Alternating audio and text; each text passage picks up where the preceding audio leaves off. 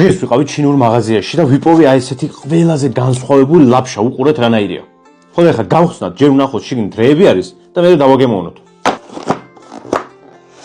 ოპა, პირველ რიგში არის ესეთი უცნაური რაღაც. არ ვიცი ეს ლაფშაა თუ რა არის, თეთრით სომივით არის თითქოს.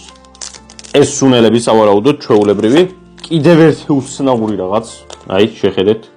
სავარაუდოდ არის ბოსტნეული. ოღონდ ცოცხლად რა. აი ესეთი სითხე, იმედი მაქვს რომ ძალიან ცხარე არ იქნება და ბოლოს არ გამოვუშვებ ყურებიდან. ისევ და ისევ რაღაცა გაუგებრობა. ამას მერე გავარკვევთ რა არის. აი უყურეთ როგორ რაღაცებია. აი ეს ჯერ უნდა განახოთ. უყურეთ. ანუ აი ესე ცოცხლად გინახავთ რომელიმე ლაფშაში რომ ბოსტნეული იყოს შიგნით, ნუდლში.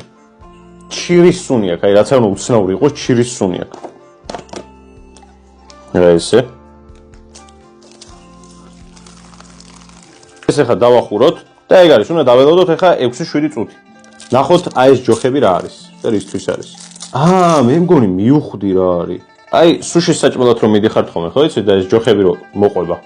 აი ეგ არის ზუსტად. ეს გაინტერესებთ ქრისტი რატო არ არის? აქ ქრისტიმ სანამ ძალიან ბევრი ხალხი არ გამომიწერს, არ დაუბრუნდებიო, ამიტომ გამოიწერთ აუცილებლად თქვენი არხი რომ ქრისტი დაბრუნდეს. ახლა გავხსნათ. ოპა.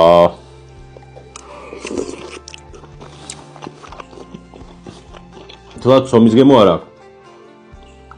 სხვა შორის ძალიან გემრიელია. თავი აი ხა ეს ბოსტნეული. აუცნაურია. ხრაშუნა. ახლა გავსვინოთ წვენი და გავიგოთ ღირს ამის ყიდვა თუ არა.